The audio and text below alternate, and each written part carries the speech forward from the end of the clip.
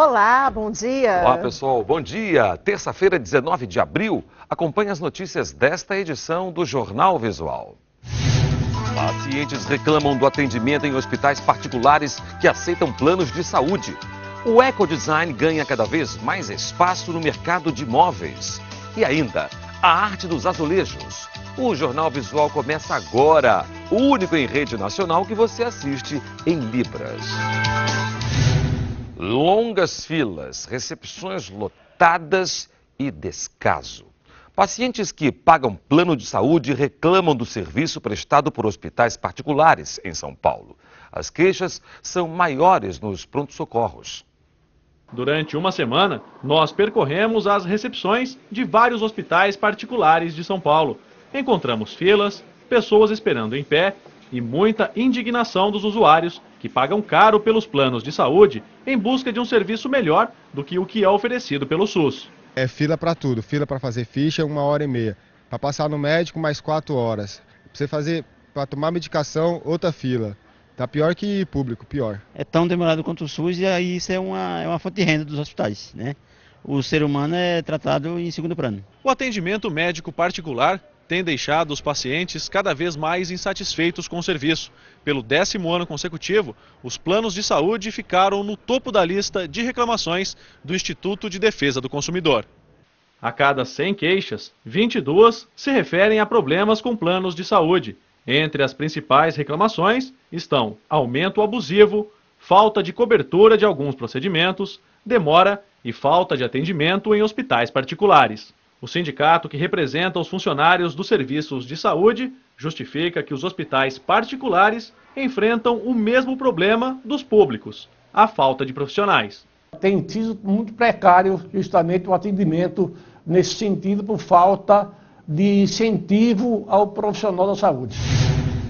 Aumenta a procura por objetos com motivos ecológicos no mercado de imóveis. É o ecodesign, uma nova tendência de decoração que ganha espaço no Brasil e no mundo.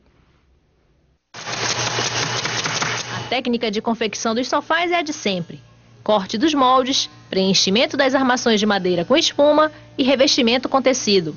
O diferencial está em utilizar sementes de açaí, ouriço de castanha, palha de buriti e resíduos de madeira para dar um toque amazônico aos móveis. Abinildo Souza, proprietário da empresa, fala como essa inovação compete no mercado com os móveis tradicionais. A gente tem o diferencial de poder ter um produto, oferecer um produto com uma qualidade e com produtos amazônicos, né? Que é o produto regional, com esses detalhes de produtos que poderiam estar vindo degradar o meio ambiente, está sendo jogado realmente no lixo. E foi uma novidade que agradou os consumidores. Empresários do polo moveleiro registram aumento de 80% a 100% nas vendas de móveis com motivos amazônicos. Hoje, a empresa contabiliza vendas de 250 a 300 sofás por mês. E quanto mais a notícia dos móveis com motivos amazônicos se espalha, mais encomendas chegam. O design é fabuloso e agrada e modifica todos aqueles tradicionais que já existem a nível mundial. A cada dia, a produção ganha mais espaço em residências e escritórios, sintonizada com a crescente tendência de que aproxima cada vez mais homem e natureza. Na maioria das casas, eles decoram a cozinha, o banheiro, a área de lazer. Mas a arte em azulejos existe desde a antiguidade. Em Portugal, a pedra encontrou a cerâmica lusitana e ganhou tinta azul. Daí o nome azulejo. E em Belo Horizonte, essa arte pode ser vista em prédios e pontos turísticos.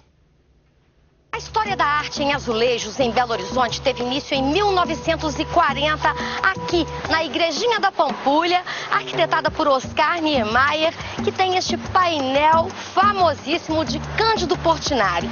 Mas de acordo com este azulejista que vai nos ajudar a contar essa história, ele não trabalhou sozinho. Não, teve muita gente importante, muitos artistas importantes que participaram dessa obra aqui. O Paulo Rossosier foi o criador da Ozirarte, um ateliê que desde os anos 30 executou mais diversos painéis de azulejo, tanto para o Portinari quanto para o Atos Vulcão, para muita gente. A força e a beleza desse painel do Portinari aqui na Pampulha é tão grande que fica sempre cheio de gente, do turista local ou de estrangeiros.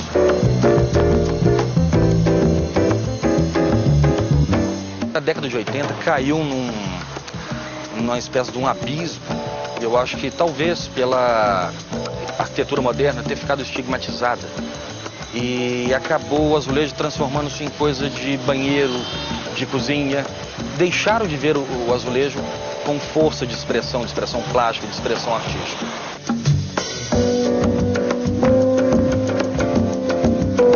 Já essa virada dos 80 para os 90, o azulejo reaparece. O arquiteto Eulo Maia usou muito, inclusive no edifício Le Corbusier. Ele é todo revestido de azulejos que usam esse módulo geométrico no contraste de positivo e negativo. Eu acho que termina bem esse passeio que mostra esse painel feito em 2008. Esse painel, o azulejista que montou por conta própria. Está do ladinho aqui da igreja da Pampulha, que é onde tudo começou, até chegar aqui agora, que simplesmente aponta um caminho do que pode ser a nossa azulejaria dentro do nosso patrimônio.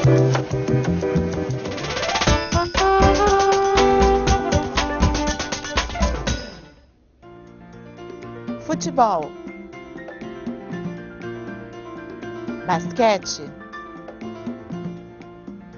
handebol, voleibol. Um pedaço surpreendente da diversidade amazônica vista de um ângulo pouco conhecido. A equipe de reportagem da TV Cultura de Manaus entra na reserva biológica de Coeiras, que atrai pesquisadores internacionais. Rodovia BR-174 ao norte de Manaus. Seguimos por cerca de 50 quilômetros até chegar a uma estrada de barro que dá acesso à reserva do rio Coeiras.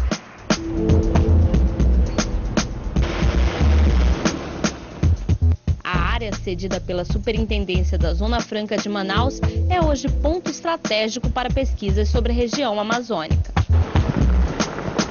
Após a estrada de barro, seguimos por uma trilha de 15 minutos no meio da floresta em direção à Gigante de Aço. Depois de percorrer 50 quilômetros de estrada de asfalto, 15 quilômetros de estrada de terra e caminhar por 600 metros no meio da floresta, agora que vai começar a nossa viagem. Vamos subir 140 degraus até chegar ao topo da torre. A subida é literalmente de tirar o fôlego.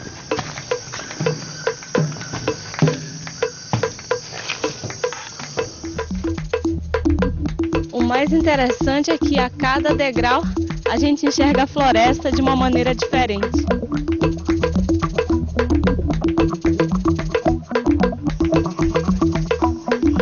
Construída no fim dos anos 70, fruto de uma parceria entre os governos britânico e brasileiro, a torre tem mais de 40 metros de altura e integra o programa LBA, sigla inglesa que significa Grande Escala da Biosfera-Atmosfera na Amazônia. Além dos estudos sobre o troca-troca energético e de gás carbônico das árvores com a atmosfera, o lugar atrai pesquisadores de todas as áreas. Esse grupo, formado por engenheiros florestais, utiliza a estrutura para entender o ciclo de vida das árvores amazônicas. Aqui de cima permite que a gente tenha acesso às fenofases, verifique quais fenofases de cada indivíduo, ou seja, mudança foliar, floração, frutificação, que fazem parte desse trabalho. Sem a torre, a coordenadora do grupo diz que seria impossível observar certas características das árvores centenárias da floresta. Ter acesso à copa das árvores é muito difícil. De baixo você não consegue ver a copa, A gente tem árvores aqui, como a gente está a 45 metros, dá para ver aqui que tem umas que estão chegando quase a essa altura, Para um dos maiores especialistas em aves da Amazônia, o pesquisador Mário Conraft, o local proporciona um observatório perfeito de espécies que dificilmente seriam vistas em uma caminhada comum pela floresta. Numa torre, a 40 metros de altura no dossel da floresta, você vê esses bichos de copa do teu ladinho, permitindo visualização de cores e detalhes que você jamais imaginava.